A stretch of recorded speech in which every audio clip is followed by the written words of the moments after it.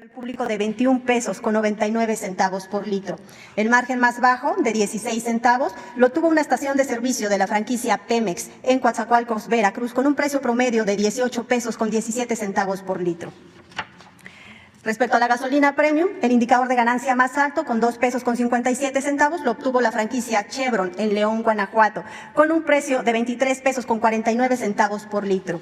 El margen más bajo, con 21 centavos, lo tuvo la franquicia Pemex en Boca del Río, Veracruz, con un precio promedio al público de 20 pesos con 38 centavos por litro.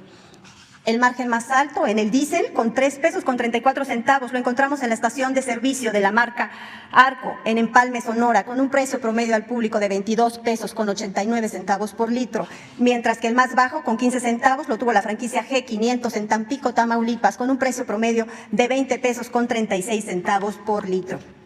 Respecto a las acciones de verificación a las estaciones de servicio de gasolina y diésel, tenemos que se atendieron 182 denuncias recibidas a través de la app. Señor. Gracias, presidente. Buenos días. Judith Sánchez Reyes, corresponsal de Imagen del Golfo. Aprovechando que está aquí la encargada de despacho de la Profeco, hace unos meses estuvimos exponiendo el asunto de los cobros excesivos de la empresa española Naturgy. En su momento, el que era titular de la Profeco había dicho que se había llegado a un acuerdo, dado que en el 2018 se había presentado una demanda colectiva. Sin embargo, los consumidores dicen que no se dio esta situación y en este caso preguntar el por qué la empresa no lleva a cabo un proceso de evaluación que es obviamente que se debe de dar en términos de que la empresa debe de buscar a su vez empresas externas para poder hacer verificaciones a sus medidores tal y como se hace en el asunto de la gasolina. De hecho, se lleva a cabo el PEC, que es justamente el procedimiento de evaluación de conformidad.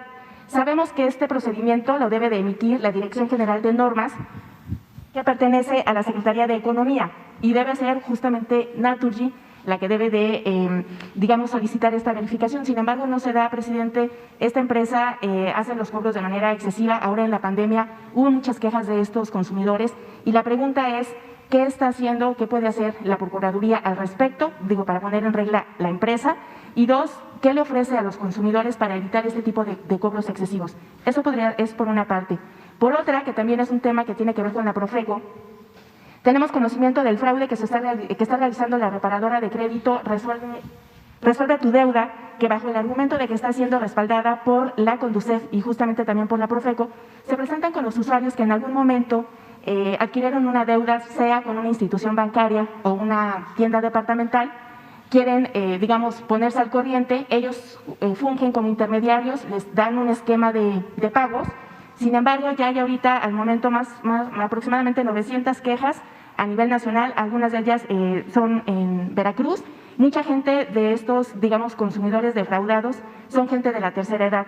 Entonces ellos, por ejemplo, me voy a abocar a Veracruz, que es en donde estamos con conocimiento de causa, nos dicen que han estado yendo a la delegación Profeco y obviamente por la pandemia les han dicho que pues ahorita no han podido darle curso a todas estas demandas. Entonces, de igual manera, le pregunto a la encargada de despacho de la Procuraduría, ¿a qué otras instancias podrían ir estos consumidores y en su momento, pues qué se hace en estos casos justamente para proteger a los consumidores? Gracias. Con el tema de Naturgy, efectivamente, cuando llegamos a la Procuraduría, esta administración, encontramos que esta empresa de gas natural tenía contratos de adhesión registrados en la Procuraduría, en donde había cláusulas inequitativas y abusivas.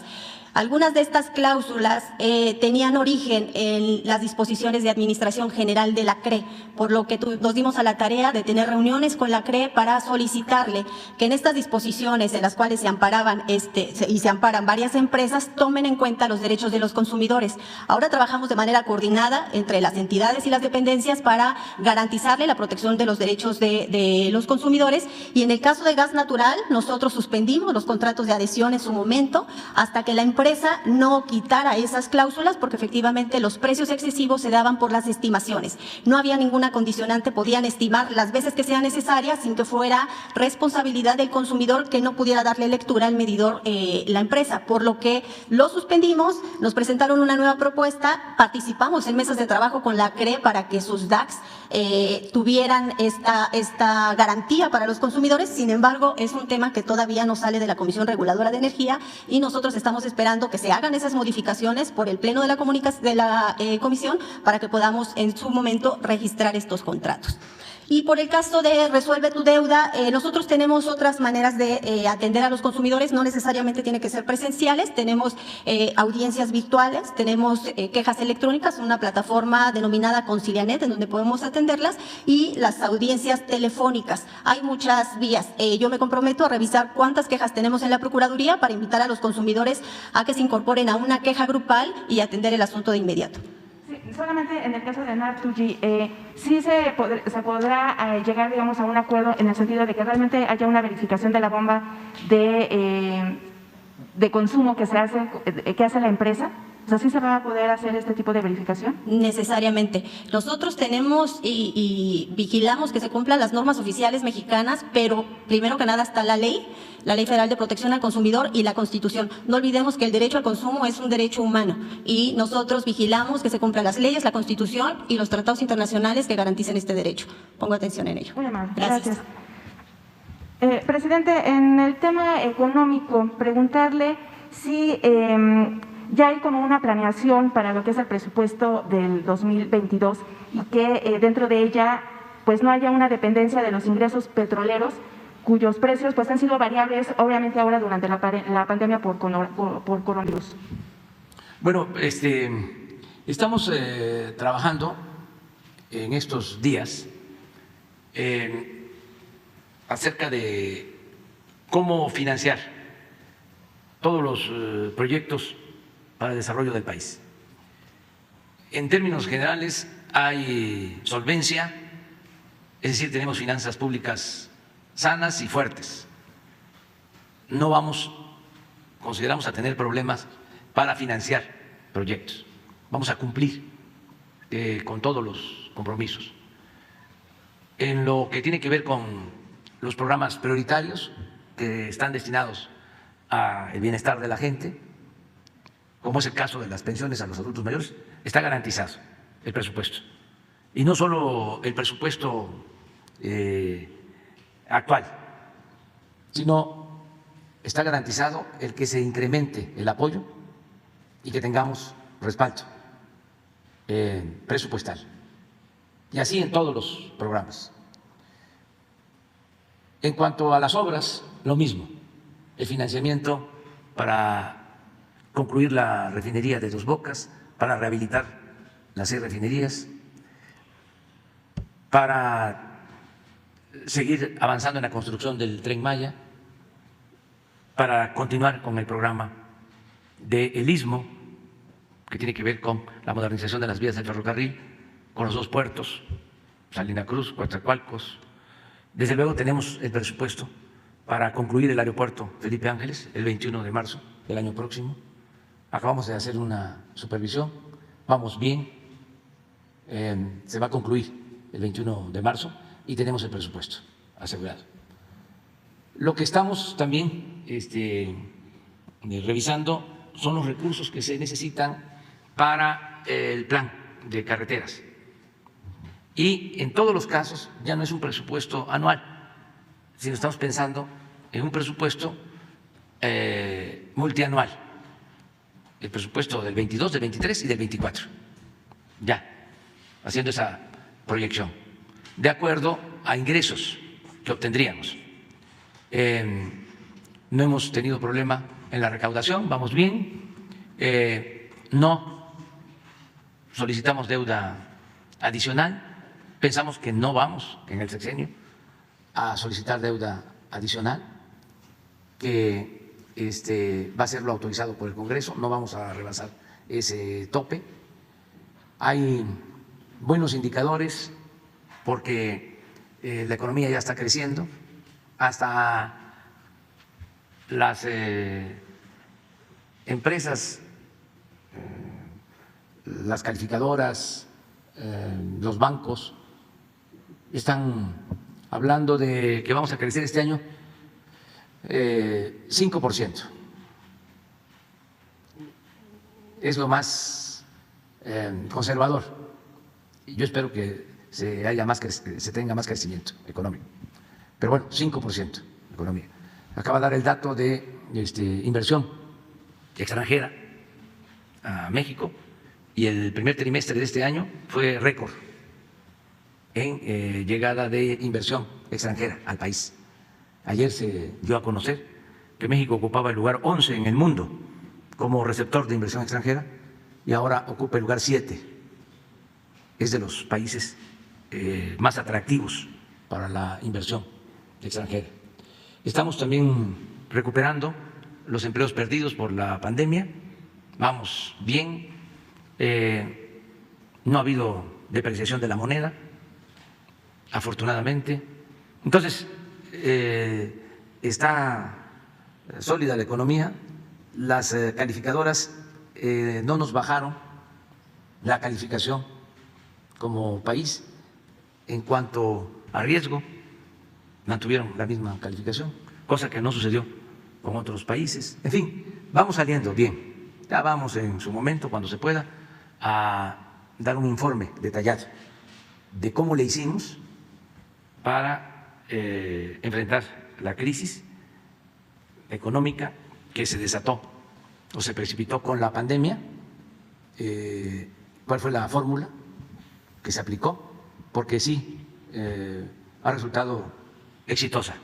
Digamos que esos son los factores de los que dependerá la planeación del presupuesto. Sí, entonces no vemos ningún problema para tener presupuesto suficiente y cumplir con todos los compromisos. Finalmente, presidente, preguntar si sabe usted cuál es el estatus de la megacompra que se tenía vía UNOPS para la cuestión de los medicamentos, por favor. No te escuché. Sobre el estatus del contrato que se hizo con la UNOPS para la compra de medicamentos. Si sabe usted sí, en qué vamos. Ya se va avanzando mucho. Se han comprado medicamentos en el extranjero. Les recuerdo que esta decisión se tomó porque cuando llegamos al gobierno, 10 empresas acaparaban toda la venta de los medicamentos al gobierno. 10 empresas. Me acuerdo que habían 3 que le vendían al gobierno como 80,000 millones de pesos. 3 de estas empresas. Distribuidoras, ni siquiera farmacéuticas. Empresas muy vinculadas con políticos que se dedicaban a vender medicinas carísimas. Entonces, no se podía comprar los medicamentos en el extranjero. Habían decretos, leyes que lo impedían. Entonces, resolvimos eso para comprar los medicamentos en cualquier país del mundo, considerando nada más que se tratara de buenos medicamentos, de calidad, a buen precio y que no hubiera corrupción. Entonces se estableció un convenio con la ONU, con la UNOPS, para que esta institución nos ayudara en la intermediación con las grandes farmacéuticas del mundo y poder hacer las compras. Entonces la UNOPS es la encargada de la compra de los medicamentos que requiere el sector salud en nuestro país. Y ya se firmaron contratos y se están comprando los medicamentos en mejores condiciones. Pues un contrato general con la UNOPS para llevar a cabo las licitaciones y cuidar que no hubiese corrupción. No hay ninguna instancia del gobierno que compre, o sea, de manera directa, es la UNOPS, es la ONU. En algunos casos, cuando hay claves que no se consiguen a nivel mundial, entonces sí, pero todo, la compra, se le está pidiendo a la UNOPS. Y luego los contratos específicos, una vez que se consiguen los medicamentos, con las farmacéuticas. Voy a pedir a el doctor Alcocer que les informe de cómo va lo de la compra de medicamentos. Desde luego, ya hay abasto de medicamentos, pasamos situaciones muy difíciles porque los que controlaban la venta de los medicamentos, estos monopolios vinculados a políticos, llevaron a cabo acciones de sabotaje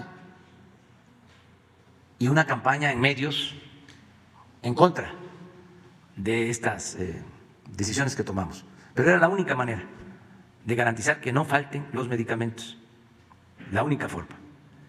Pero era un monopolio poderosísimo, con muchas influencias, políticos que de repente se dedicaron a eso, a vender medicinas, a vender equipos médicos. No voy a mencionarlos, porque eso corresponde a los investigadores y al periodismo, ¿no? Pero sí se puede llegar a quiénes eran los que tenían los negocios. Entonces, por lo mismo, hubo una campaña muy fuerte acusándonos de que no habían medicamentos para los niños con cáncer, una situación muy dolorosa. Imagínense enfrentar reclamos de padres con niños enfermos de cáncer, acusaciones de que no se les atendía y que no había medicamentos. Y en efecto había falta de medicamentos al principio porque hubo sabotaje, porque lo que querían eran los contratos, como venían entregándose. Y resistimos. Es como el caso del huachicol, nada más que en los medicamentos y otros casos, ¿no? Pero vamos a informar de cómo vamos, cuántas claves se han adquirido en el extranjero, cuántas en México, cómo va lo de la UNOPS y cuánto se ha pagado también.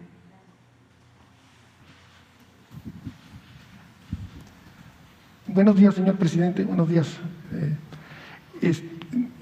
Eduardo Esquivel Ancona, SDP Noticias. En primer lugar, señor presidente, le quisiera preguntar sobre la ley modificatoria de los ferrocarriles que se aprobó hace unas semanas por el Senado, y donde las concesiones para los ferrocarriles se bajan de 50, de lo que privatizaron en el expresidente Ernesto Zedillo. Esas privatizaciones se baja de 50 a 30 años las concesiones, ¿no? Entonces yo quisiera preguntarles si no sería posible también que se revisara cómo se hicieron esas privatizaciones, porque en mi opinión pasaron cosas muy graves. Una de las más graves que se hizo fue que a Kansas City se le devolvieron 12,000 millones de pesos por un supuesto cobro indebido del IVA.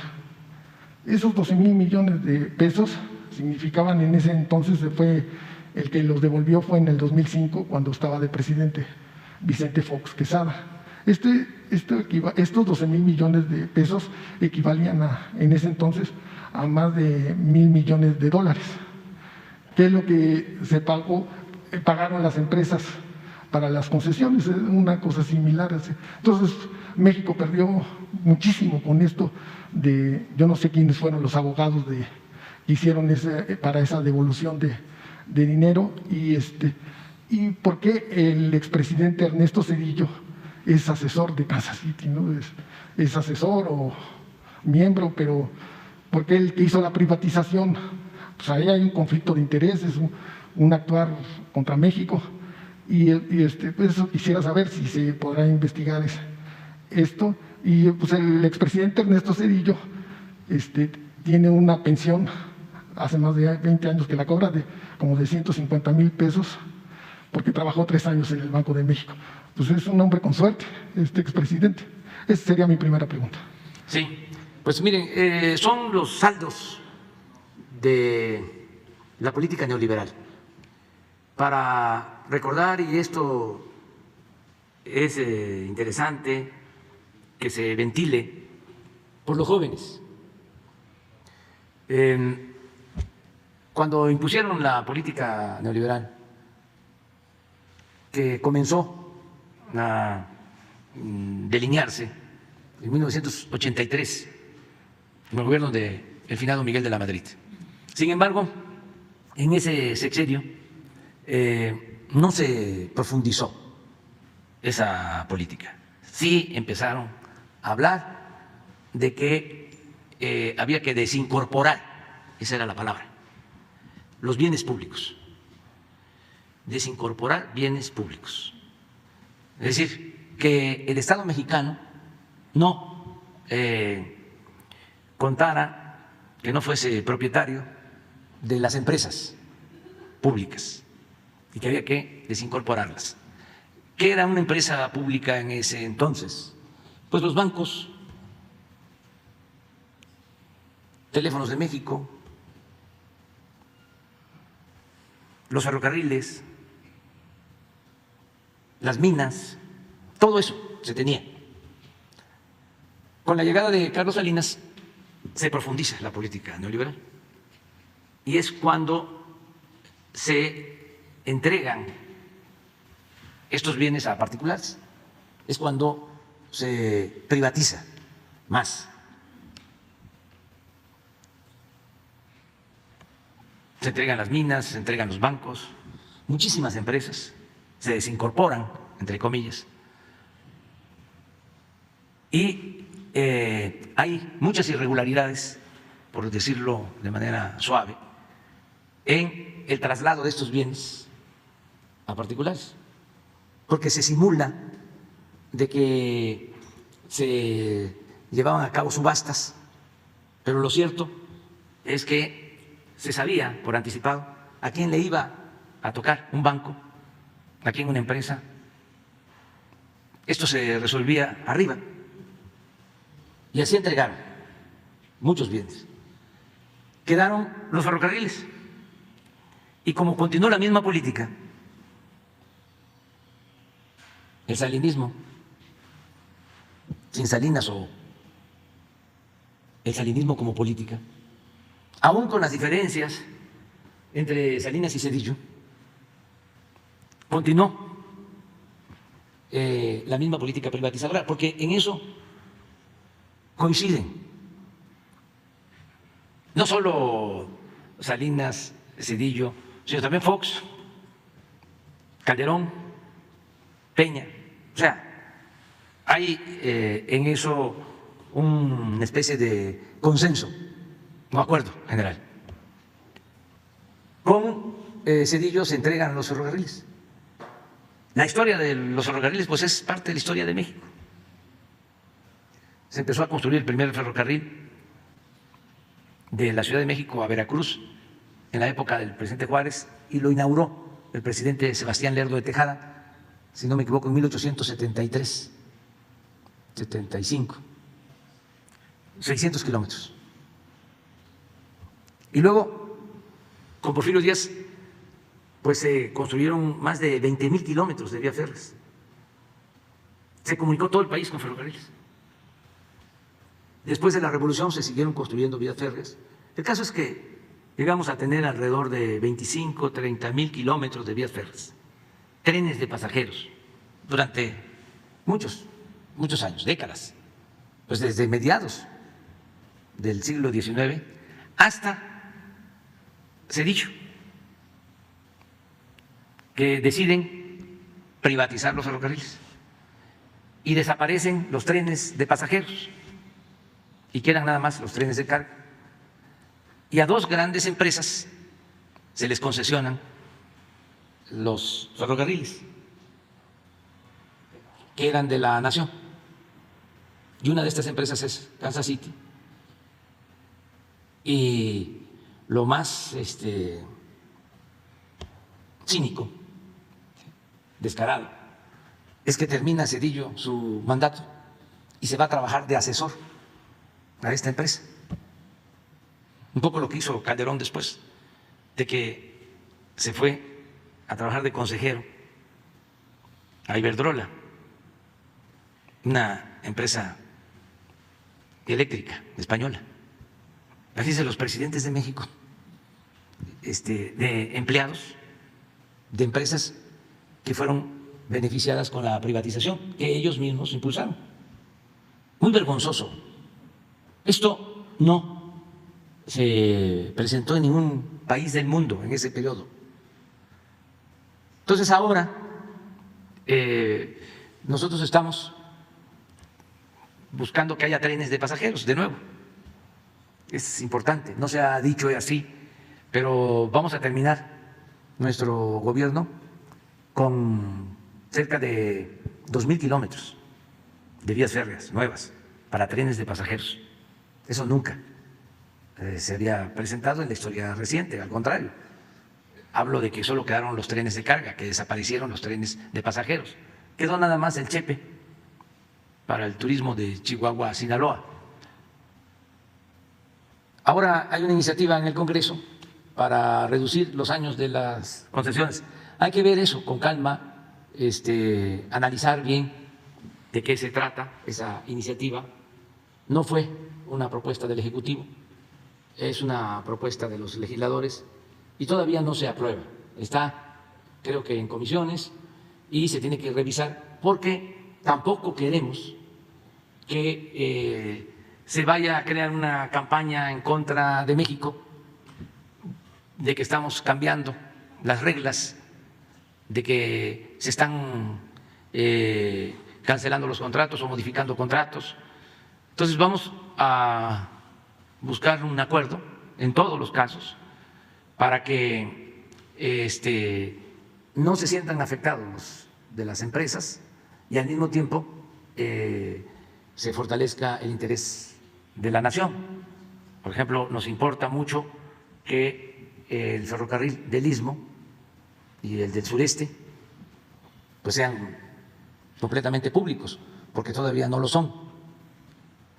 Si analizamos cómo están las concesiones, todo el ferrocarril del Sureste, la mayor parte de los tramos, desde Coatzacoalcos hasta Valladolid, la concesión es pública, porque como lo he dicho en otras ocasiones, al sureste no lo volteaban a ver, no les interesaba ni siquiera para robar, lo tenían en el abandono. Y lo que no se concesionó de líneas férreas fueron las líneas del sureste, en el Istmo y en el ferrocarril del sureste. Entonces quedaron, pero no completas, porque de Coatzacoalcos a Valladolid hay unos kilómetros concesionados a una empresa particular, pocos, como 20 kilómetros, pero queremos resolverlo para que todo sea público, desde Coatzacoalcos hasta Valladolid. Luego, de Coatzacoalcos a Salina Cruz, la mayor parte es pública, pero hay un tramo de Coatzacoalcos a Medias Aguas, como 50 kilómetros, que está concesionado. Entonces, ahí queremos resolverlo también. Y luego vamos a rehabilitar la vía de Ixtepec a Tapachula. Esa es pública. Entonces vamos a tener recuperado el ferrocarril del Istmo completo y el ferrocarril del sureste. Y luego, del Istmo hacia el norte, está todo concesionado a estas grandes empresas. Y en eso es en lo que se tiene que llegar a un acuerdo para ver los años de concesión y lo que tú planteas, si esas operaciones de devoluciones de IVA fueron legales o no, ver cuál es el estatus, cómo está ese asunto, si hubo denuncia en su momento o si no la hubo, como se está presentando ahora, hacer la investigación para ver si procedía la devolución o no, y si legalmente se puede, si hubo un abuso, recuperar ese dinero para la hacienda pública. Auditoría Superior de la Federación, en su informe, en su auditoría del 2005, determinó que usted el viernes pasado dijo que no iba a ratificar a Alejandro Díaz de León en el Banco de México. Esto ha levantado muchos comentarios, especulaciones, lo que siempre, pero pienso que no sería posible que antes de que se fuera el señor Díaz de León de su cargo, de este alto cargo que tiene, que él nos pudiera aclarar por qué el Banco de México en los ejercicios 2017, 2018, 2019 tuvo pérdidas por más de 2,000 millones de pesos. Que nos pudiera aclarar también lo que usted preguntaba el jueves pasado, de cuánto nos cuesta mantener las reservas internacionales, a quién se le paga, en qué se invierten, todo esto aclararlo, porque pues, las reservas no son del Banco de México, son de la nación y son para protección financiera del Estado mexicano. Y pues también preguntarles por qué se ha estado descapitalizando el Banco de México, porque el Banco de México invocó el artículo 53 de su ley para no dar los remanentes. Yo revisé el artículo 53 y dice, si es posible dar ese dinero para capitalizar el banco, así dice el artículo, ¿no? Y yo creo que no era posible porque estamos en una emergencia sanitaria y económica, y ese dinero, antes de capitalizar al Banco de México, se podía haber entregado esos remanentes a la Secretaría de Hacienda y Crédito Público, entonces, y pues usarlos como está marcado en la ley, está etiquetado ese dinero. Si se hubiera dado, pues el 70% es para amortizar deuda de México y el 30% sí se podía usar para el presupuesto. Entonces, antes no sería posible que se pudiera citar y que nos explicara el gobernador del Banco de México qué está pasando con esto y pues que la gente no esté preocupada, ¿no? Que no se va a depreciar el peso porque se va este señor, ¿no? Nadie es indispensable. No, miren, nosotros vamos a cumplir el compromiso de respetar la autonomía del Banco de México. Lo hemos hecho hasta ahora y lo seguiremos haciendo. No vamos nosotros a intervenir en la política del Banco de México. Solo que ya concluye el periodo del gobernador y se tiene que llevar a cabo el cambio. No puede seguir él, independientemente de la cuestión legal, necesitamos la renovación. Y vamos a proponer a un buen economista, con experiencia en el manejo de la economía, de las finanzas, y una gente seria, responsable, que va a saber conducir el Banco de México para que se mantenga la estabilidad macroeconómica. No va a ser un gran viraje para que todo el mundo esté tranquilo. Va a ser nuestra propuesta un economista serio, responsable, honesto, eficiente. Cuando me preguntó el de Bloomberg sobre este tema, a lo mejor los amigos del actual gobernador del Banco de México pensaban de que él iba a continuar, y leí de que la noticia había causado inestabilidad y se había reflejado en la depreciación del peso. Mentira, completamente. Ese día sí hubo una baja en el peso, pero por el fortalecimiento del dólar a nivel nacional, lo que sucede siempre. Entonces, no hay ningún impacto. Y sí se va a llevar a cabo este cambio. Yo no estoy de acuerdo con muchos técnicos del gobierno pasado y del periodo neoliberal, porque causaron mucho daño al país. El que está ahora de gobernador del Banco de México fue el que aprobó el crédito para la planta de fertilizantes. En 2015, unas plantas de fertilizantes que se adquirieron a precios elevadísimos. Tenemos por esa operación una deuda de $1,000 millones. Entonces, si fuesen buenos técnicos, no hubiesen llevado a cabo esas operaciones. O sea, a ver, ¿cómo se justifica eso? Dice que escuché de que él apenas estaba llegando, estaba trabajando en Hacienda y luego lo mandan a Nacional Financiera y estaba llegando y ya habían hecho la operación. No sé si estaba Videgaray en Hacienda o MIT, que es el mismo equipo, el mismo grupo. Bueno, ya estaba la operación, pero a él le tocó firmar el acuerdo. Si se tratara de un técnico bueno, honesto, hubiese revisado la compra o el contrato de compra-venta y se hubiese dado cuenta de que era un contrato contrario al interés público, que era una mala operación, y no hubiese firmado, no hubiese aceptado.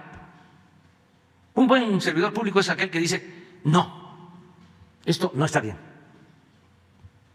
Cuando se compró la planta, también por consigna, de esos negocios que hacen arriba, porque ni modo que la decisión de dar el crédito para la compra de la planta de fertilizante haya surgido ahí en Nacional Financiera, no, le dieron la orden de Hacienda y de arriba. Bueno, así fue lo de la compra de la planta de fertilizante al señor Ancira. Y cuando llevaron a el Consejo de Pemex la compra, hubo un consejero, creo que Gasca, no sé si Gascanel, sí, un consejero que dijo que no estaba de acuerdo y quedó sentado. Ahora sí que un voto particular. Entonces, un buen funcionario es, yo no voy a aceptar esto. Pero si son funcionarios de los que siempre dicen sí, porque actúan por consigna, porque son empleados, entonces por eso también uno se explica cómo termina en Nacional Financiera y al Banco de México. Y todavía hay quienes dicen que vamos a desestabilizar el Banco de México si ya no está él. Sí, sí, toda la banca de desarrollo, sí, se dedicaba a eso, a apoyar a empresas vinculadas al poder. La banca de desarrollo no se utilizaba para impulsar proyectos en beneficio del país. Pero esa, bueno, esa es otra historia. En su momento ya vamos a dar a conocer quién va a ser la propuesta al Senado para que actúe como gobernador del Banco de México.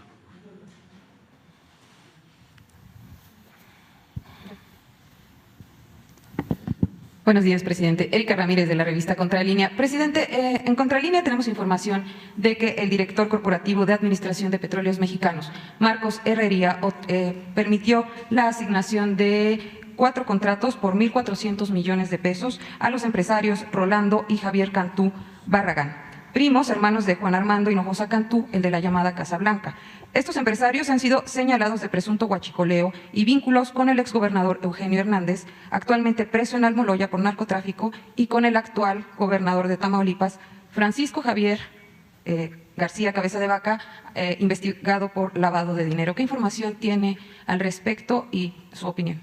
No tengo esta información. Lo que sí sé es de que esos empresarios siempre se han dedicado a trabajar en Pemex. ¿Cómo se llaman? Es Garza Cantú, sí. Tienen empresas que trabajan para Pemex, sobre todo plataformas, desde hace mucho tiempo. Pero de todas maneras vamos a ver cómo fue que se otorgaron los contratos. Rolando y Javier Garza. Sí, sí, pero sí son empresas que desde hace muchos años trabajan para Pemex. De todas formas, vamos a revisar cómo fue que se entregaron los contratos. Bien, y como segunda pregunta, hemos estado hablando con productores del sector agropecuario y nos comentan que desafortunadamente este sector, que es prioritario en el país, sigue siendo acaparado o está atrapado entre el coyotaje agrícola y el transportista. Como consecuencia de esto, el consumidor final tiene un incremento en los precios de hasta el 200%, si no es que más. Entre las principales acaparadoras que mencionan está Maseca, Minsa, Su Carne, Lala, Herdes y bueno, también están las grandes cadenas comerciales. Y entre los transportistas hay apellidos como La Bastida y Los Burs. ¿Qué se está haciendo, además de los precios de garantía que ya se dan en Segalmex a los principales granos que se producen aquí en México y a la leche, para despojar de este poderío en el sector agroalimentario a estos grandes paradores y transportistas? Bueno, es importante que se aclare que en general, no solo en el caso del sector agropecuario, en la economía no puede el Estado mexicano ser el único promotor del desarrollo.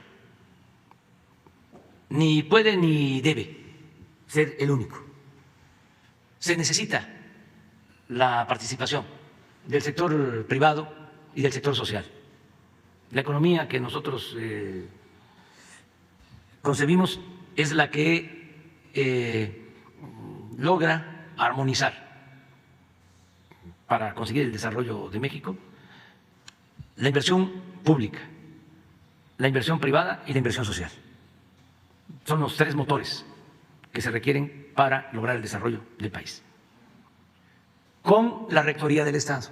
Esa es una diferencia que tenemos de fondo con los conservadores, porque ellos quisieran que el Estado no promoviera el desarrollo y que ejerciera la rectoría para el desarrollo del país. Quisieran que el Estado se diluyera y que todo quedara al mercado. La libertad empresarial. Nosotros pensamos que hace falta la participación del Estado para que no haya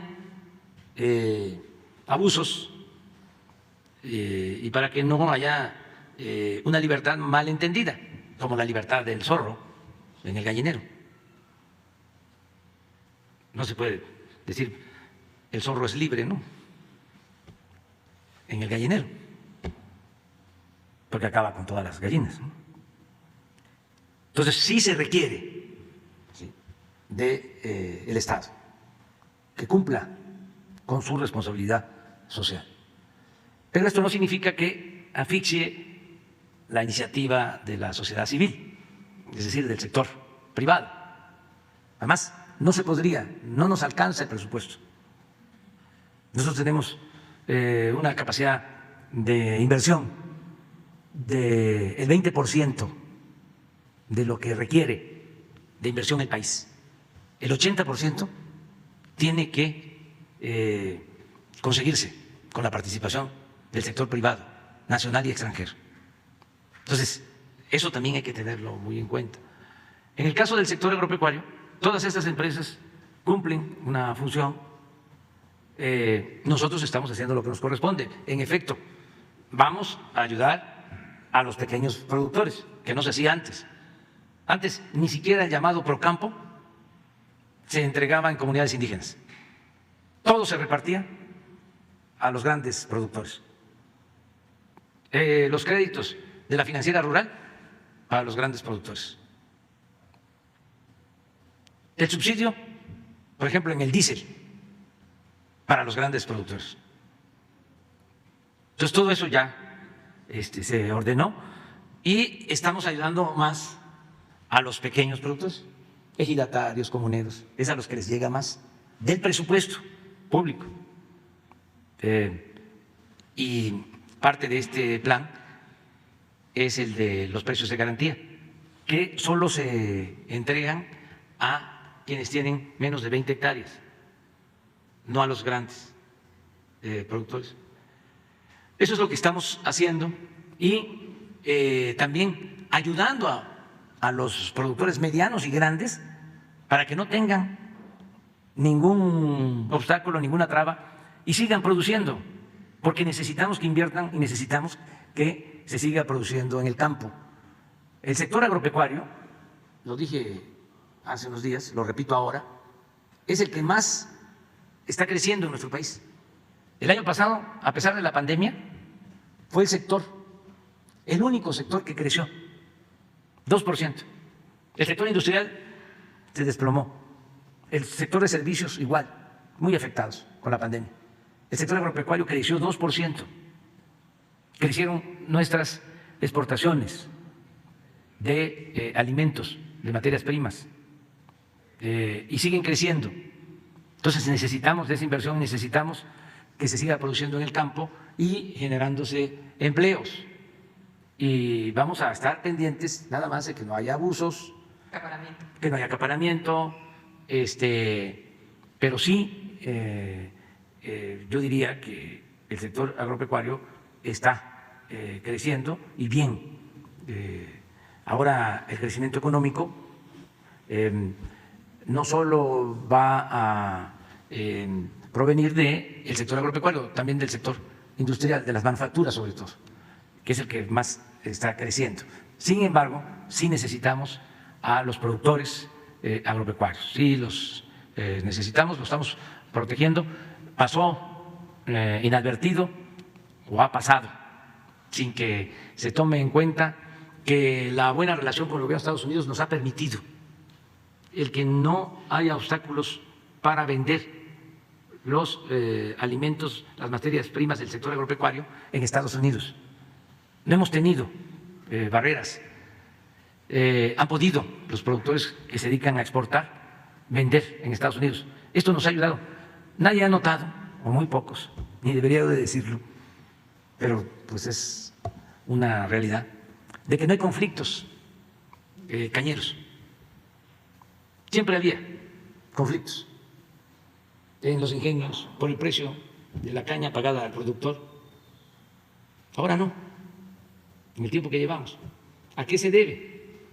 Bueno, que conseguimos que se vendiera azúcar o un mayor volumen de azúcar a Estados Unidos.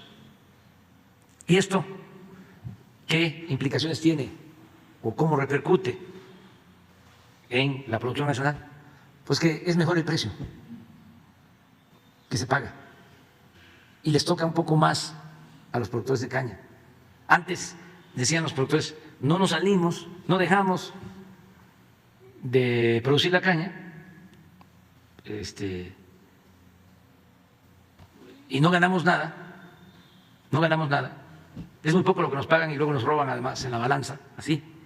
No nos salimos por el seguro, fíjense, porque el cañero tiene garantizado el seguro social. Y solo por eso, para que también dimensionemos la importancia que tiene la seguridad social en nuestro país. O sea, el que se pueda tener posibilidad de curarse, de tener un médico, de tener medicamentos. Decía, no nos salimos solo por eso. Ahora sigue el seguro y ya tiene un poco más de rendimientos. Adicionalmente, ya los cañeros están recibiendo un apoyo de manera directa. Es parte del programa de bienestar, que antes no los consideraba, como los productores de café, que también, las comunidades indígenas que están recibiendo estos apoyos de manera directa para seguir produciendo. Ya no quiero seguir hablando de esto porque no me vayan a multar los del INE, pero es un poco explicar de que sí necesitamos armonizar a todos los productores del campo y que el campo es la fábrica más importante del país. Se producen los alimentos y nada más lo que hay que lograr es que se cumpla la consigna, el deseo de que coman los que nos dan de comer. Gracias, presidente. Ya por último, ayer se cumplieron 59 años de un crimen de Estado cometido en Xochicalco, Morelos. El 23 de mayo de 1962, el líder agrarista Rubén Jaramillo fue sacado de su hogar junto con su esposa embarazada y 3 de sus hijos. Esto fue hecho por una patrulla del ejército mexicano. Los 5 fueron ejecutados extrajudicialmente e incluso se les dio el tiro de gracia. Como representante del Estado mexicano, presidente, ¿considera que se debería pedir perdón por este magnicidio y ordenar una investigación por el delito que, como crimen de lesa humanidad, no prescribe? Sí, es un hecho probado de que fue un crimen de Estado, el asesinato de Rubén Jaramillo y de sus familiares, de su esposa, de hijos. Es una mancha en el gobierno del presidente López Mateos. Un buen presidente, pero tiene esa mancha. Nosotros siempre vamos a estar ofreciendo disculpas, perdón en nombre del Estado ante estas atrocidades, ¿no?, que se cometieron. No sé si proceda la investigación porque ya ha transcurrido mucho tiempo, pero sí es una vergüenza que esto sucediera en nuestro país, porque fue un crimen atroz. Fueron a su domicilio y lo masacraron a él y a su familia. Policías del Estado y militares vestidos de civil. Y Rubén Jaramillo era un dirigente honesto, defensor de los campesinos, seguidor de los ideales de Emiliano Zapata, que además procuraba luchar de manera pacífica. Decía, no me voy a ir al monte porque eso les daría el pretexto, la excusa para matarme. Y por eso toda su lucha fue civil, todo su movimiento fue civil. Entonces es un acto doble, triple de cobardía su asesinato. Entonces qué bien que lo recuerdas. Y así pues otros casos. Después vino el 68, ya sabemos todos lo que aconteció, y otros asesinatos. El Estado ejercía de manera bárbara, salvaje, su poder. Imperaba el autoritarismo. Eso prevaleció por mucho tiempo. El compromiso nuestro es nunca, jamás optar por la represión, nunca dar la orden al ejército, a las Fuerzas Armadas para reprimir al pueblo. Porque en todos estos casos el ejército recibía órdenes de autoridades civiles. Pero el 68, pues el mismo Díaz Ordaz lo confesó públicamente y intervino en ese entonces el Estado Mayor Presidencial. No solo fue la Secretaría de la Defensa, el Estado Mayor Presidencial que dependía directamente del presidente de la República. Entonces todo eso ya es pasado. Vergonzoso, pero lo mejor es la no repetición, el que nunca más haya represión en el país. Por eso nos importa mucho aclarar lo de Ayotzinapa. Ese es nuestro compromiso, porque también en este caso no se actuó adecuadamente, con rectitud, se mintió, y queremos saber dónde están los jóvenes y conocer toda la verdad. Y no he quitado el dedo del renglón. Ahora que hablé con la vicepresidenta de Estados Unidos, le pedí, eran otros los temas que estábamos tratando, pero la Comisión de Derechos Humanos encargada de investigar lo de Ayotzinapa me solicitó que yo hiciera una gestión con el gobierno estadounidense para conseguir un expediente que tienen las autoridades de Estados Unidos. Y le pedí a la vicepresidenta que nos ayudara. Y quiero aprovechar para agradecerle porque ya me mandó parte ¿Nos puede dar detalles del expediente. de este expediente? No puedo decir más, Ok. pero ya tenemos la respuesta. Creo que me reuní, platicamos con ella hace como 15 días. Y ahí le hice el planteamiento. Y a la semana ya teníamos parte del expediente. Y están por enviarnos esta semana el resto. Entonces, hay cooperación en estos casos y vamos a continuar así. Gracias, presidente. Ya perdí la cuenta ya. Para ver tú. Y ustedes dos, Sara y la compañera. Buenos días, Y presidente. luego tú. Eduardo Quevedo, de Canal 14 SPR. Sobre lo que sucedió en Campeche, que decidió retroceder en el plan de inicio a clases ante el incremento de casos COVID, ¿qué lección nos deja esta situación y cómo se estará evaluando en el resto del país esta situación? Bueno, hicieron bien, pero no se debe de exagerar. Que no se nos vuelva costumbre el que los niños tienen que estar frente al televisor o al internet o recibiendo las clases en línea. No, eso no es lo mejor. Y no solo son niñas y niños, adolescentes. Tenemos que regresar lo más pronto posible a las clases presenciales porque también tenemos entre todos que hacer una evaluación de cómo regresan los niños, las niñas, los adolescentes y quienes no van a regresar, que hay que irlos a buscar, pero no vamos a poder saber de qué dimensiones es la deserción si no nos volvemos a reunir en las aulas. Y padres de familias y maestras, maestros y autoridades analizamos la situación educativa entre todos, porque es muy importante lo de la educación. No podemos quedarnos rezagados. Entonces, hacer un esfuerzo en los estados, entre todos, autoridades, gobernadores, la gobernadora de Sonora, la jefa de gobierno de la Ciudad de México, padres de familia, repito, maestras, maestros, todos, porque es muy importante la educación.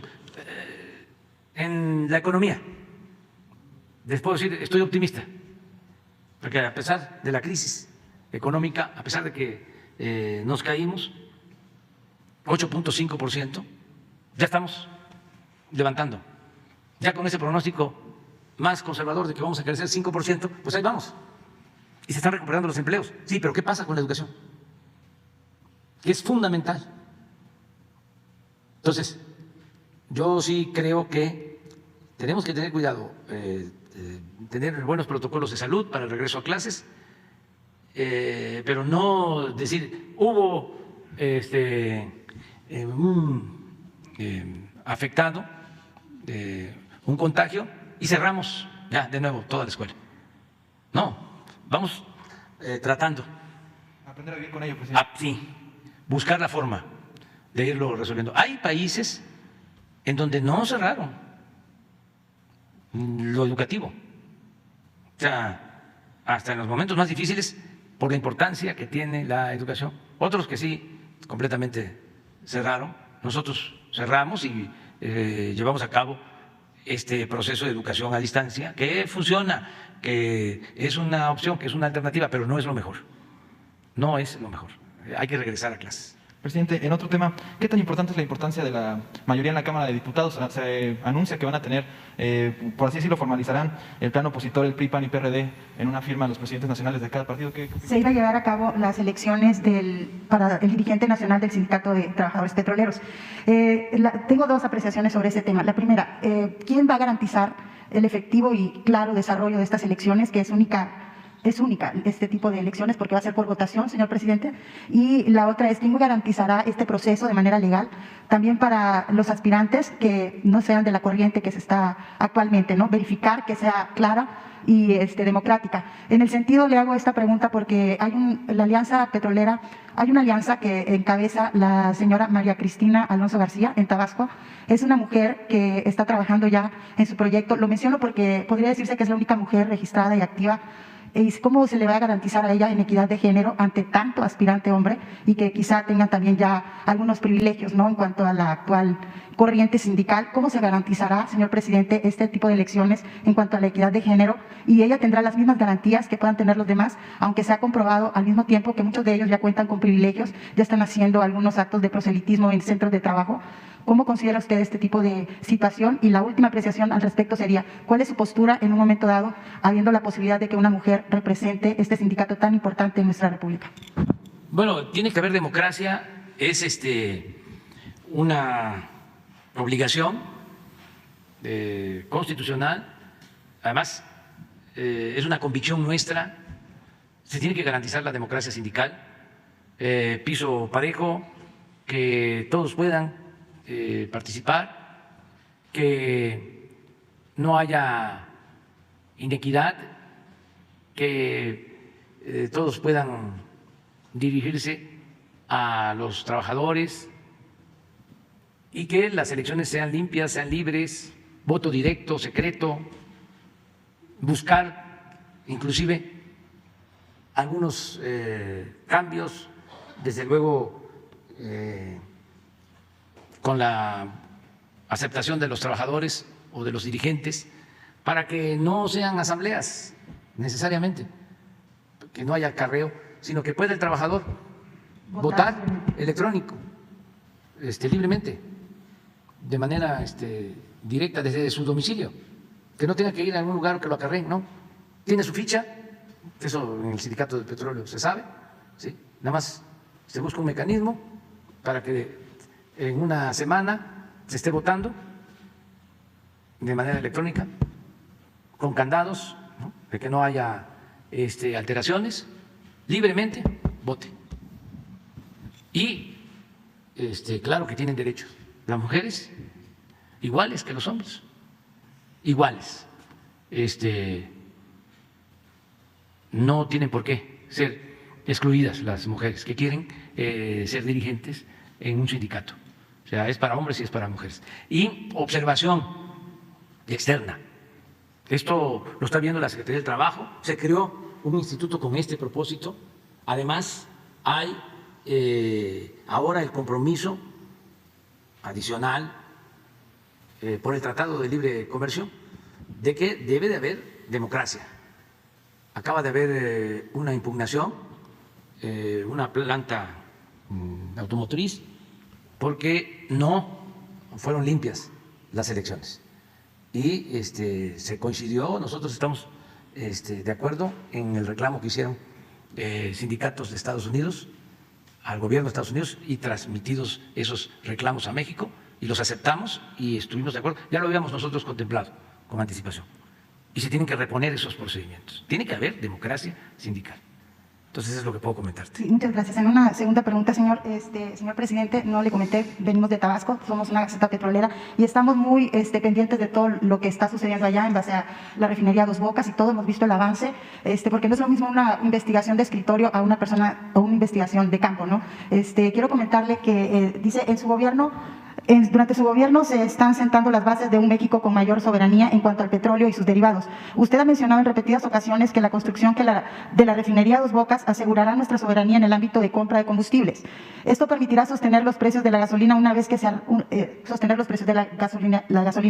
una vez que se arranque la refinación en México. Considerando que la exploración y producción de crudo debe ir a la par con la refinación sin necesidad de comprarlo en otros países, ¿usted cree que se garantizará esa parte de equidad entre la producción y exploración y la refinación para evitar la compra de combustibles? ¿Se tiene garantizado esto, señor? Sí, y es muy bueno tu planteamiento porque me permite explicar de que el nuevo plan de comercialización, se diría en las empresas privadas, el nuevo plan de negocios de Pemex, consiste en esencia en 3 actividades.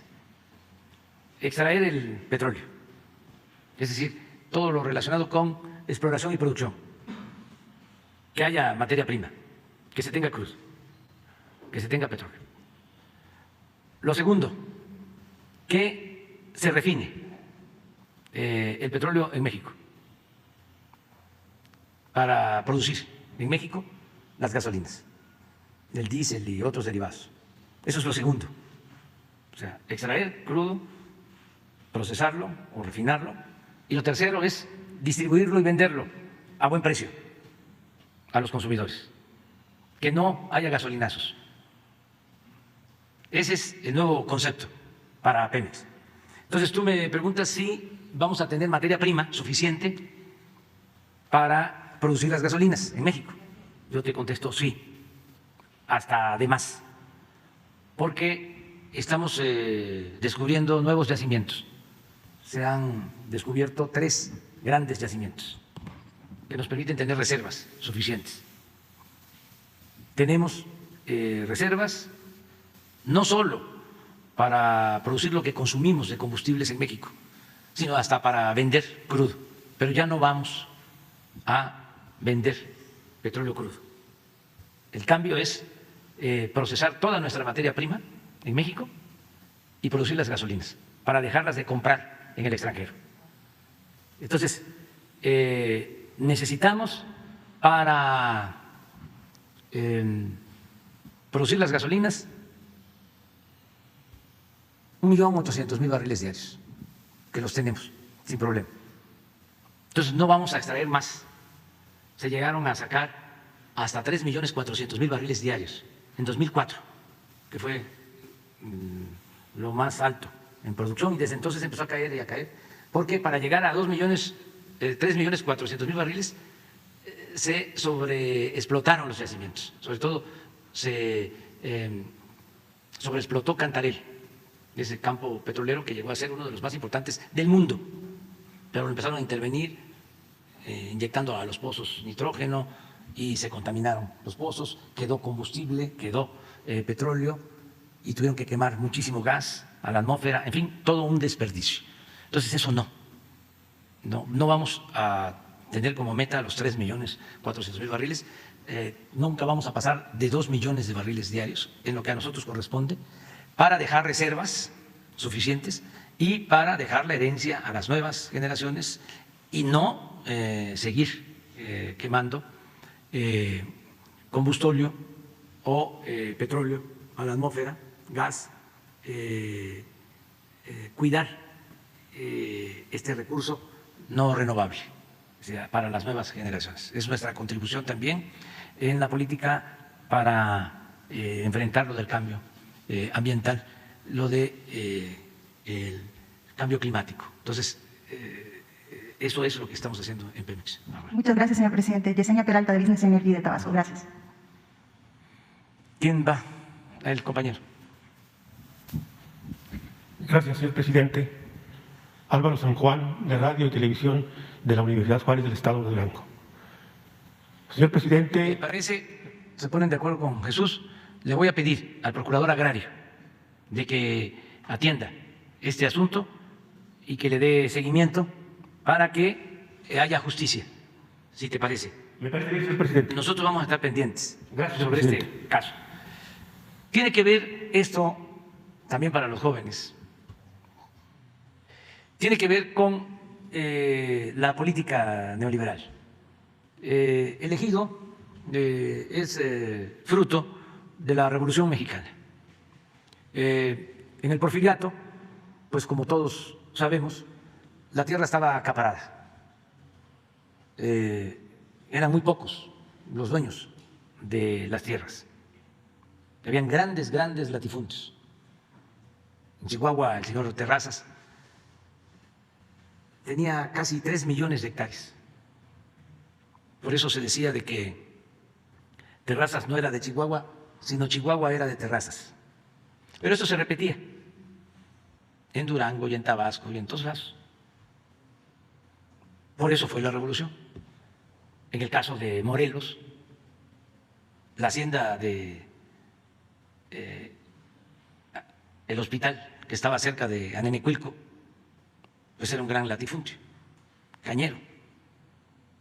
De ahí surgió Zapata, porque la hacienda, para sembrar más caña, invadía las tierras de los pueblos, que tenían títulos desde la época colonial, y se les invadían las tierras. Y como en el Porfiriato, los gobernadores los ponían los hacendados. Cuando la gente de Anenecuilco, los campesinos, iban a pedir justicia, pues el gobernador le enviaba los escritos al hacendado. Una vez que le envió un escrito, la contesta, le digo la respuesta del dueño de la hacienda del hospital al gobernador fue: dígale a los de Anenecuilco que si quieren sembrar, que lo hagan en maceta. Así era la prepotencia. Y así fue que surgió Zapata. Entonces, luego con el general Cárdenas, pues llevó a cabo el reparto agrario.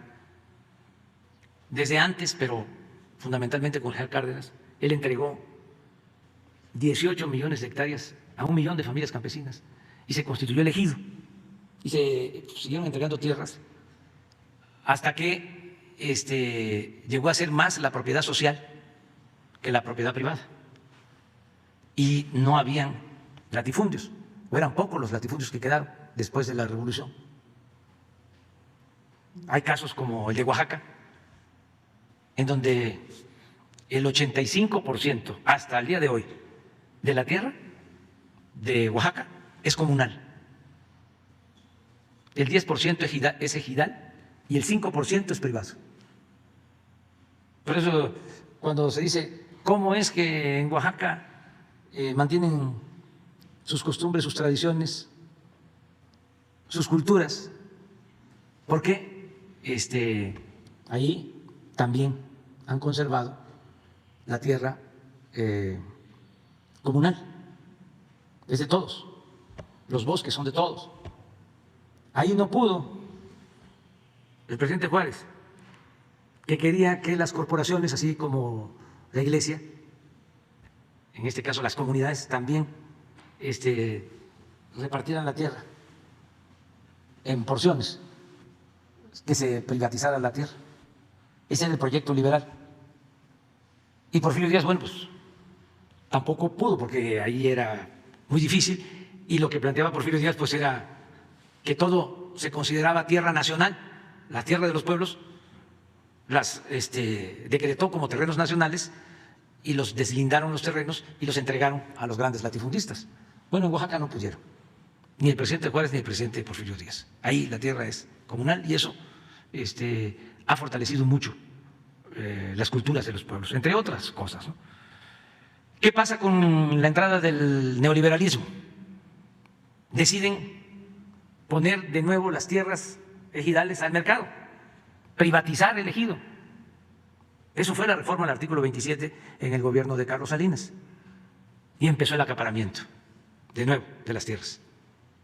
Ahora hay grandes empresarios que son ejidatarios, con miles de hectáreas, a partir de esa reforma.